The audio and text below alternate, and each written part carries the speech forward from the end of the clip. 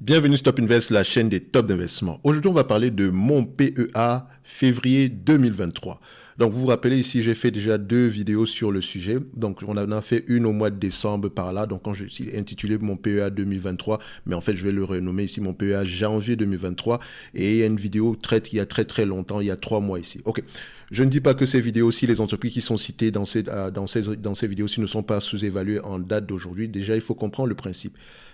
Pour mon PEA, février 2023, je me suis limité uniquement aux entreprises françaises. Donc, uniquement des entreprises qui se négocient uniquement sur la place boursière française ici. D'accord? Donc, on n'est pas allé en dehors de la France. Et je sais que le PEA ici, c'est voilà, les pays européens, etc., ceux qui sont dans l'Union européenne, si je ne me trompe pas. Et je vous rappelle ici que je ne suis pas français, je n'habite pas en France du tout, donc je peux également me tromper par rapport à cette explication-là. Mais je pense que le PEA, un tout petit peu, je comprends à peu près le principe du PEA en date d'aujourd'hui. Donc, je vous ai toujours dit une chose.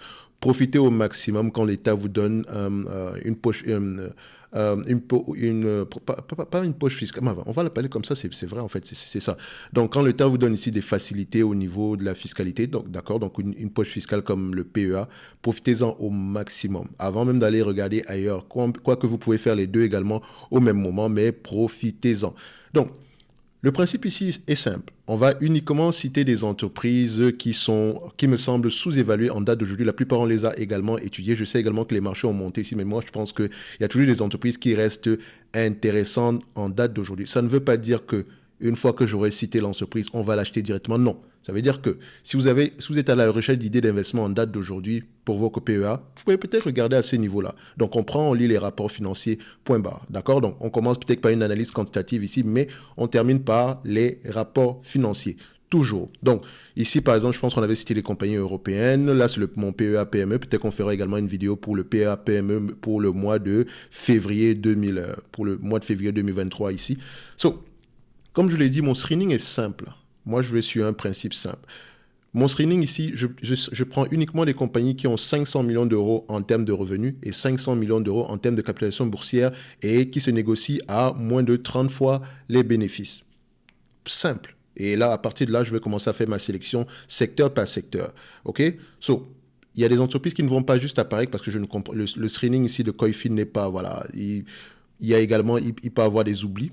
Comme par exemple, vous allez voir que Stellantis ne va pas apparaître. En supplément de ça, votre meilleure entreprise ici, donc celle que vous aimez, si elle n'apparaît pas, ce n'est pas parce qu'elle est complètement mauvaise. Je ne peux pas citer toutes les belles entreprises françaises qui sont sous-évaluées ici. D'accord? Donc, il y en a peut-être certaines que je vais laisser de côté. Mais s'il fallait construire un PEA en date d'aujourd'hui, j'aurais commencé à faire mes recherches sur ce grand groupe-là. D'accord? Ça nous évite d'aller regarder des entreprises qui n'en valent pas la peine du tout. OK? On va aller sur la liste ici. D'accord? Donc, je vais mettre mon screener simple et à chaque fois que je citerai une entreprise, je vais l'ajouter directement sur notre watchlist qui va être située à ces niveaux-ci qu'on va appeler Top PEA février 2023. OK? Et à la fin, on fera le résumé. Je rappelle que la plupart des entreprises ici qui ont déjà été étudiées sur cette chaîne, donc qui vont apparaître. Donc, vous faites simple, vous allez sur la barre de recherche à ce niveau-ci. Donc, quand on tape mon PEA, vous mettez juste le nom de l'entreprise et vous mettez Top Invest à côté. Vous allez trouver cette entreprise. Par exemple, si je cherche Total Energy, donc je mets Total Énergie et je vais trouver toutes les vidéos qui ont été faites sur Total Energy, d'accord? Donc généralement de la plus récente à la moins récente ici. Vous pouvez voir peut-être qu'on a parlé de Total Energy plusieurs fois ici, Total Energy Gabon, etc. Je rappelle toujours qu'un like, un abonnement, ça fait toujours plaisir. Donc, on vient ici, on va commencer maintenant. Donc, ça va aller très rapidement, c'est simple. Donc, je ne vais pas rentrer dans les détails ici parce que je pense que toutes ces entreprises, on les a déjà étudiées, je pense, individuellement. Donc, les vidéos sont déjà disponibles sur la chaîne. OK?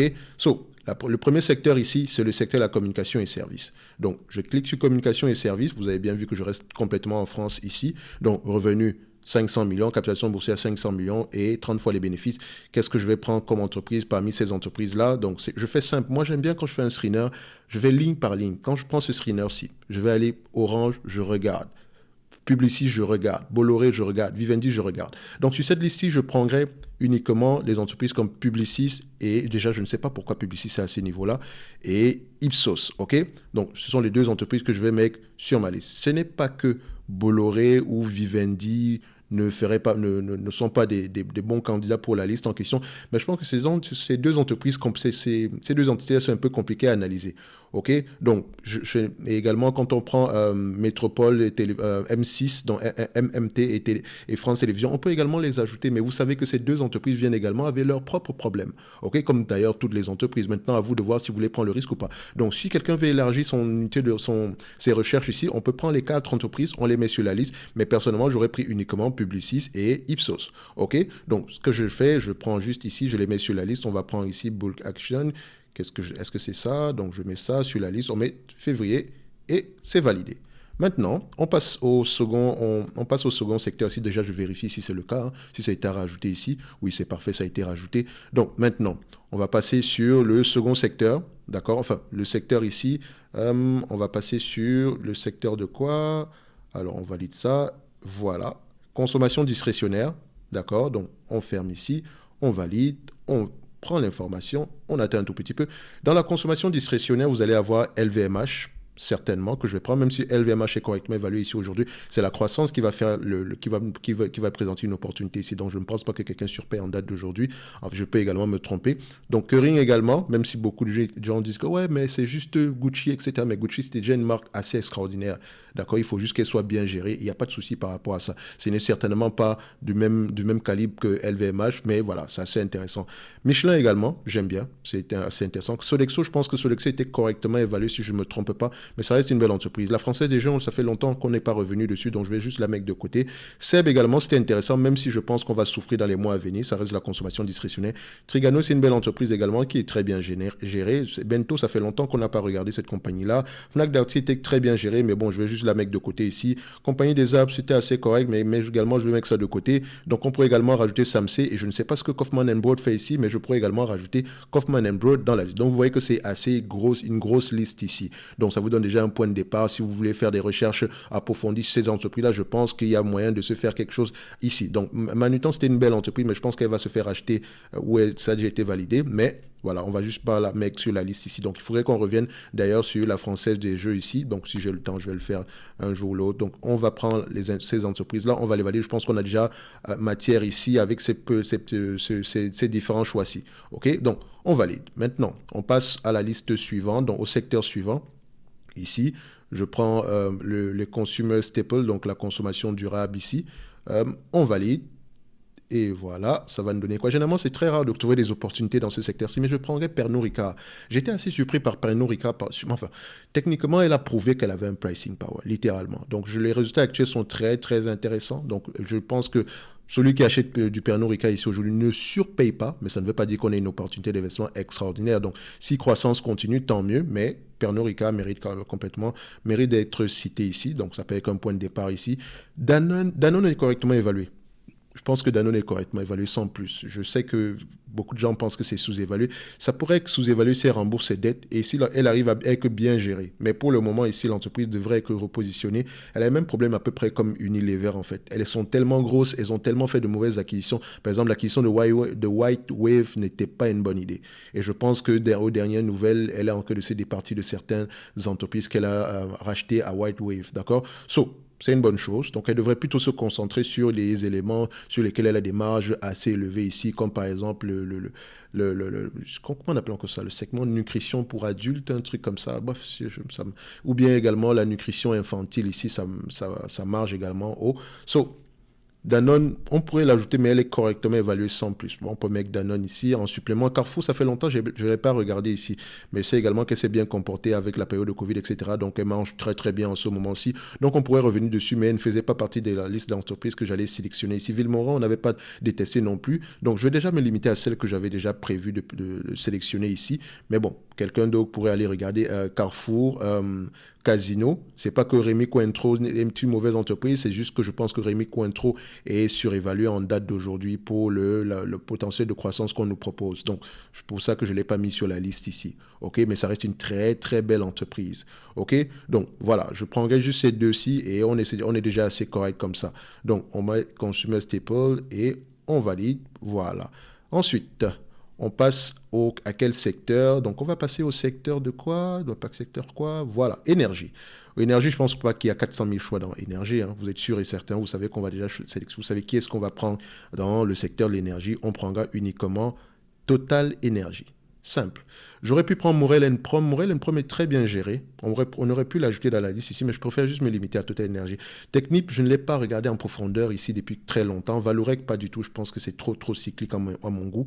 Donc, je préfère encore prendre Total Energy pour l'ensemble de ce secteur-ci et ça me va. Mais je pense que Morel Prom également est très bien géré et peut-être qu'on pourrait regarder Technip Énergie, mais vu qu'elle vient d'être vu qu'on vient de la spin-off ici, donc je peux faire juste la laisser mûrir un tout petit peu, mais je pense que sur cette liste-ci, je prendrai uniquement Total Énergie. Donc je prends, je valide, je mets dans la liste. Maintenant, on passe au secteur suivant. OK? Alors, je sais que beaucoup vont dire, mais où est Ruby? Mais Ruby, je ne sais pas pourquoi Ruby est classé dans un autre segment ici, mais on va y arriver, mais on va citer Ruby, ne vous inquiétez pas.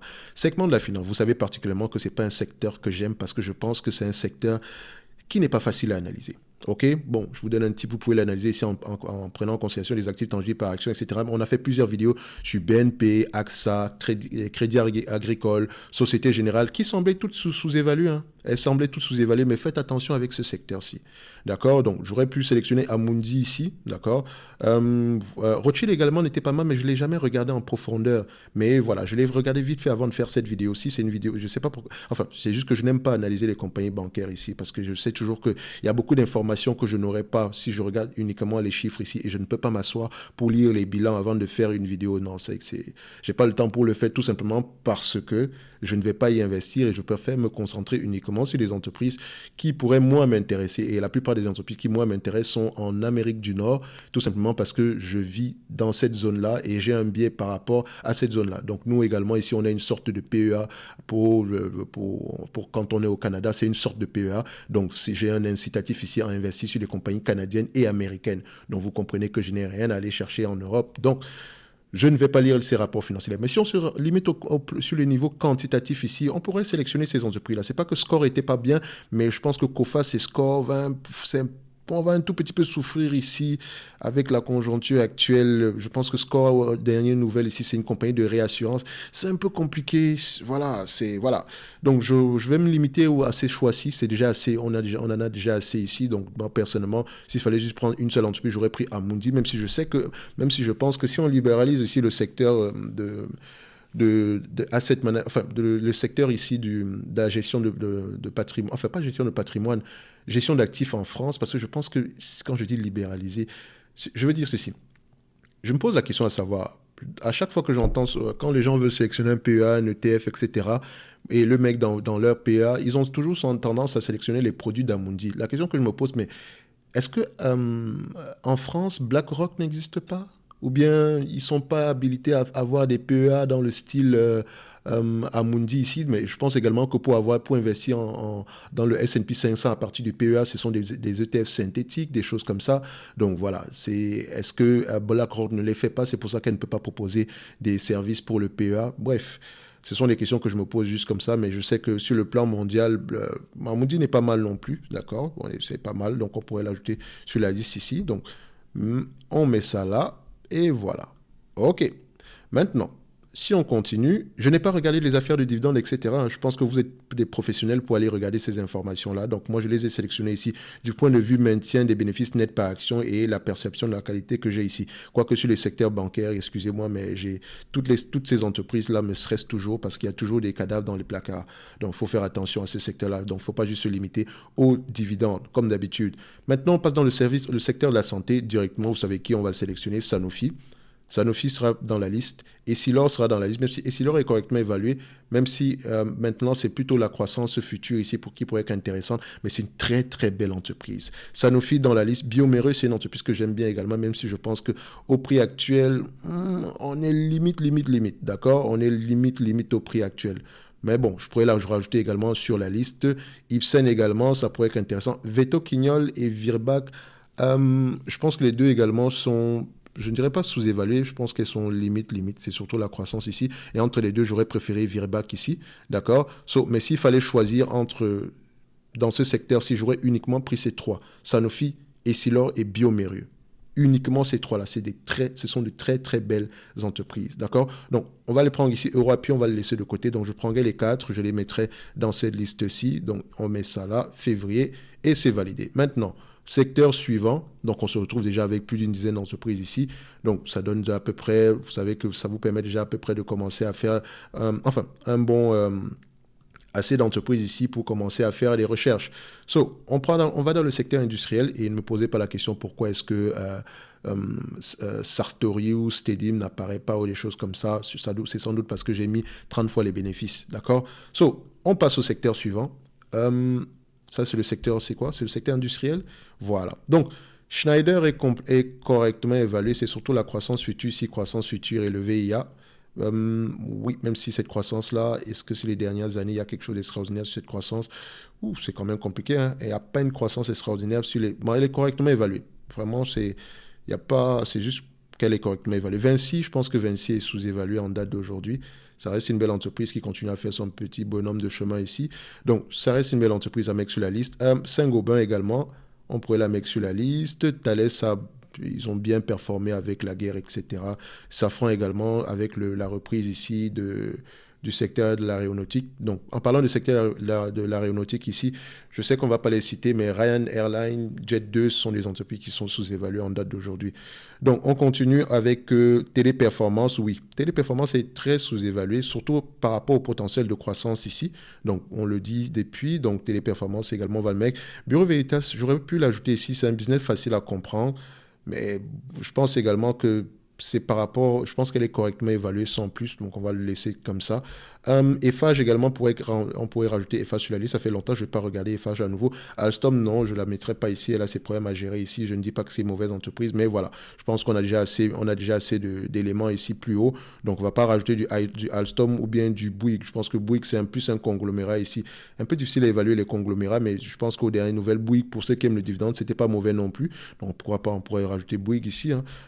Somfy, c'est une très belle entreprise que j'aime bien. D'accord? C'est que celle-là, on pourrait carrément l'ajouter sur la liste ici. SPI, alors, je ne sais pas, je ne l'ai pas regardé depuis, mais je pense que la dernière fois que j'avais regardé cette compagnie ici, c'était pas si mauvais que ça. Donc, SPI également, on pourrait l'ajouter sur la liste. Donc, on continue. IDL Logistics, c'est pas une mauvaise entreprise également, d'accord, mais elles ont énormément bénéficié de la période actuelle. Donc, on peut les mettre sur la liste. J'ai une préférence pour Steph. C'est une très belle entreprise, Steph. Donc, Derichebourg, je ne sais pas ce qu'ils cherchent sur Elior, mais elle était déjà sous-évaluée. Thermador également, très belle entreprise. Elle, par contre, je pourrais même pas, je suis obligé de la mettre sur la liste. Je pourrais également rajouter ici Synergie, d'accord. Déjà, je me pose la question, pourquoi est-ce que le secteur tout ce qui concerne ici comment on appelle encore ça, les ressources humaines dans ce segment-ci, pourquoi ce secteur est largement sous-évalué? Parce que Randstad également est sous-évalué, il y a plusieurs entreprises également ici qui sont sous-évaluées. Enfin, Assystem, je pense que je l'avais analysé, c'est pas que je n'ai pas aimé ce que j'ai vu, mais bon, je pense que c'est surtout le potentiel futur qui pourrait être intéressant ici. Je pense également qu'elle pourrait avoir un certain pricing power, donc vous pouvez l'ajouter si vous voulez, mais je vais prendre à la place le groupe CRIT que je n'ai pas encore analysé ici. Je pense qu'on fera une vidéo ici, mais j'ai bien aimé ce que j'ai vu quand je l'ai regardé ici sur le plan quantitatif. Donc on peut l'ajouter également sur la liste. On fera juste bulk et top février 2023. Voilà. Maintenant, on passe au secteur suivant.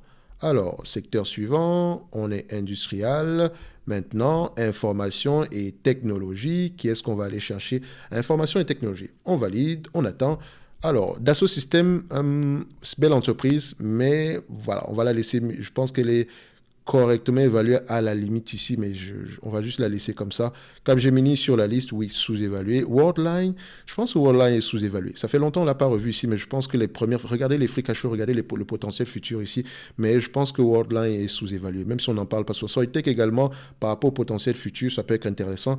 Alten également, si je ne me trompe pas, Alten, ça pourrait également être intéressant. Soprasteria. Elle, par contre, ça serait la première entreprise que j'aurais citée ici. Tout simple, il y a quelque chose à aller regarder en profondeur. La première fois que je l'ai regardée, elle était déjà sous-évaluée. Aujourd'hui, toujours, je ne sais pas ce qui se passe sur cette compagnie-ci, mais c'est très bizarre. Pourquoi est-ce qu'elle est sous-évaluée? Pourquoi est-ce qu'elle est sous-évaluée? Elle se négocie presque à 10 fois les bénéfices futurs. Et c'est pas comme si elle a une énorme dette. Donc, c'est bizarre. Allez-y fouiller un tout petit peu sur cette compagnie-ci. Il y a quelque chose. Je ne sais pas. Pourquoi est-ce que le marché déprécie cette entreprise autant? Il y a du potentiel dans cette entreprise-là. En tout cas, quantitativement parlant, c'est une entreprise que j'irai creuser un tout petit peu. On rajoutera ici SII, d'accord? J'ai bien aimé ce que j'ai vu sur SII. OB également pourrait faire partie de la liste. Donc, on va le mettre. Oh, Lectra, c'était pas mal, mais bon, je pense que je ne l'ai pas encore étudié ici. Donc, on va le laisser comme ça. Donc, on a déjà assez d'entreprises comme ça. Voilà. Donc, on va le mettre ici dans la bulk list février 2023. Voilà. Donc, maintenant, quelle entreprise on pourrait rajouter ici? On va dans le secteur suivant, qui est le secteur des materials. OK. Materials, qu'est-ce qu'on va avoir? Donc, ici, on va avoir beaucoup d'entreprises. Air Liquide est correctement évalué. Et je vous avais dit que Air Liquide, dès qu'on a même un potentiel, si elle arrive à avoir les mêmes marges que Linde ou bien APD. Donc, on pourrait mettre du Air Liquide. Arkema a également été très bien géré. D'accord? Donc, si je me rappelle bien, Arkema, Verallia également, c'était également intéressant. Mais ça reste des business assez difficiles ici. Imeris, certainement, on va la mettre sur la liste. Eramet, pas du tout. Voilà, elle va gagner beaucoup d'argent sur la période actuelle, mais on va juste se calmer par rapport à ça. Robertet, c'est une belle entreprise. Vicat également, on pourrait l'ajouter, mais Robertet est surévalué en date d'aujourd'hui. On va la laisser mûrir ici, mais ça reste une très belle entreprise. Si on arrive à la choper en tout des 17, 20 fois les bénéfices, ça pourrait être intéressant. Je prends même 17, 15 fois les bénéfices, on va le dire comme ça, pas 20 fois les bénéfices. Donc Vicat également a ses propres soucis ici, mais ça reste une très belle entreprise. Donc on va rajouter ces entreprises dans le secteur des materials. Voilà. Maintenant, on continue sur la liste ici. Qu'est-ce qu'on va obtenir? Qu'est-ce qu'on va avoir après?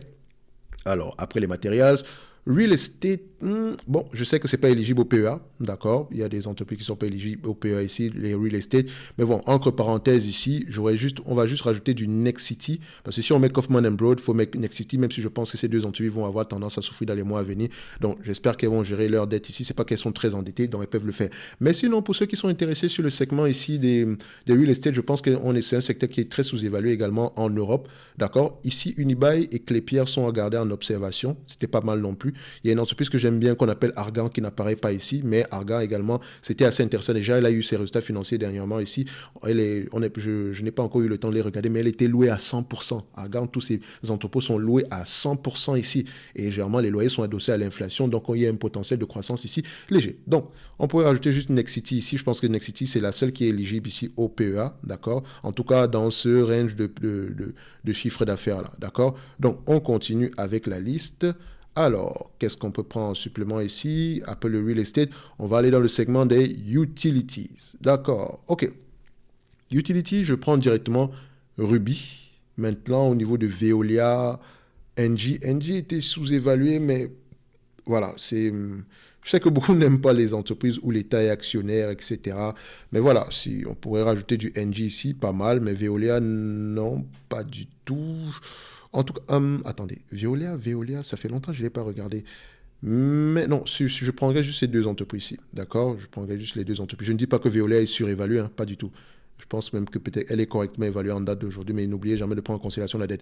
Donc, on a à peu près toutes nos entreprises ici. Donc, maintenant, quand on va regarder la liste ici, donc pour la liste, je mets ça, on va classer ici on va mettre ça, sort, voilà. Donc, vous voyez qu'on a un total, on a combien d'entreprises ici au total? On en a beaucoup, hein? Où est-ce que je peux voir le nombre d'entreprises que j'ai présentement ici? Summary, your current have no summary row, add a summary row, donc le max minimum, range, weight average market cap, on va mettre ici, max minimum, sum, donc count, ok. Donc ici, je vais mettre le segment count, voilà, où est-ce qu'il va se retrouver? On va juste aller en bas, juste vérifier ça ici, j'espère que ça va apparaître. Et voilà, où est-ce qu'il est? Quand est où? Attendez, où est-ce qu'il est? J'essaie de trouver le nombre d'entreprises qu'on a sur la liste ici. Bon, après, c'est pas si grave que ça si on n'arrive pas à le trouver. Donc, normalement, je pourrais le trouver à ces niveaux, en bas de page. Oh, voilà, on a 54 entreprises qui apparaissent. Enfin, je pense qu'on a 54 entreprises ici sélectionnées. Oui, je sais, ça fait une longue liste, d'accord? Donc, pour faire simple pour vous présentement, s'il fallait que sélectionner, donc si on arrive dans le consumer, dans les télécommunications et services, j'aurais pris Ipsos et Publicis, ça c'est ma liste personnelle. Donc maintenant, si on arrive dans ce segment-ci, dans le segment de consumer discrétionnaire, donc dans ce segment-ci, pour moi, j'aurais pris du Kering, certainement, et du Samsé. J'aime bien Samsé également. Trigado n'était pas mal non plus, mais s'il fallait juste sélectionner deux entreprises, j'aurais pris ces deux entreprises-là. Si on arrive dans le consumer staple, techniquement, personnellement, j'aurais pris juste Pernod Ricard, ok. Énergie, Total Énergie, simple. Et Finance, j'aurais juste pris du Amundi ici, d'accord. Segment de healthcare, j'aurais pris Sanofi et j'aurais pris Sanofi uniquement.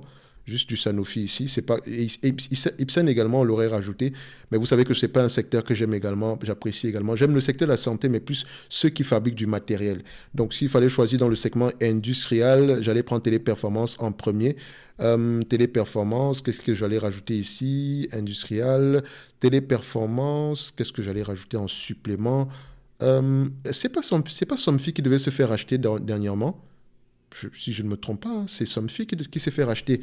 Donc peut-être même elle, on pourrait même l'éliminer. Donc faites attention. Donc j'aurais pris du Téléperformance ici et peut-être du 26, d'accord? Pas si mal. Bon, on continue ici. Au niveau des informations et technologies, qu'est-ce que j'aurais pris? Soprasteria en premier lieu. Je pense même qu'au-dessus de toutes les entreprises, j'aurais pris Soprasteria. Donc j'aurais pris Soprasteria ici et également, comment on appelle ça? J'aurais pris également, pas, j'hésite vraiment avec Worldline parce qu'il y a une entreprise que je suis en train d'étudier présentement qui est très similaire à Worldline. Donc, je vais juste garder le nom pour moi présentement. Mais Worldline, allez regarder les free cash flow ici. Mais sinon, Soprasteria, Alten, SII, OB auraient vraiment pu faire partie de la liste ici. Donc, ici, dans ce secteur-ci, Imeris en premier lieu. Imeris et Arkema, Veralia sont très bien gérés. Vicat également. Donc, ici, Ruby, normalement. Dans Real Estate, on l'a déjà mis Nexity, etc. Donc, voilà. Ça vous donne à peu près une liste d'entreprises sur lesquelles vous pouvez commencer à faire vos propres recherches. OK? Donc, il y en a juste 54. Donc, vous pouvez commencer segment par segment. Et je pense qu'à partir de ces 54-là, vous pouvez au moins tirer 20 entreprises qui vous permettraient de construire un nouveau PEA en date d'aujourd'hui. OK? Ça ne veut pas dire qu'après cette liste-ci, on achète directement, on ne se pose pas de questions. Non, non, non. Allez-y en profondeur parce qu'ici, un portfolio est toujours personnel. Il doit vous ressembler. Moi, je peux aimer le secteur ici. Je ne peux détester le secteur de la finance ici. Et vous avez de la facilité à comprendre les entreprises qui exercent dans ce secteur-là. Donc, c'est complètement différent. Faites attention. Mais voilà à peu près la liste que j'aurais pris, les entreprises que j'aurais pris en considération en date d'aujourd'hui pour commencer à faire mes recherches. Donc, c'est ce qu'on appellera ici mon PEA. Et j'ai fait exprès de mettre une liste ici, plus que 20 entreprises ici. Au moins, ça vous donne la possibilité de pouvoir chercher en supplément parce que parfois, en limitant à 20, certains peuvent se dire que non, c'est toutes les entreprises que je pourrais mettre ici. Mais n'oubliez pas qu'il y a des entreprises qu'on aurait pu rajouter comme du Stellantis, des choses comme ça. Mais ça, c'est uniquement des entreprises qui sont limitées en France. Donc, prochainement, on fera peut-être un PEA pour le mois de février ici, mais avec des entreprises qui sont européennes. Mais là, on va peut-être se limiter sur un nombre maximum ici de 20 entreprises au total, mais diversifiées. Donc, par rapport au secteur, on prendra 2 par secteur d'activité ici. Donc, ça fera peut-être maximum 25, ou sinon plus, moins de 25 en tout cas. OK? Donc, ceci n'est que mon point de vue et non un conseil d'investissement. Comme d'habitude, je me réserve le droit de me tromper. N'oubliez pas, le lien vers la top newsletter est dans la description de la vidéo et le service top premium, j'en ai déjà parlé plusieurs fois ici. Donc, ça ferait toujours plaisir de vous compter parmi nous. OK? Donc, on va se donner rendez-vous sur la prochaine vidéo. Et d'ici là, dites-moi s'il y a une entreprise qu'on aurait pu rajouter ici en commentaire. Je sais que j'en ai oublié certaines. Ça ne veut pas dire que ce sont de mauvaises entreprises ici. D'accord? Donc, on se donne rendez-vous sur la prochaine vidéo et d'ici là, portez-vous bien. Merci.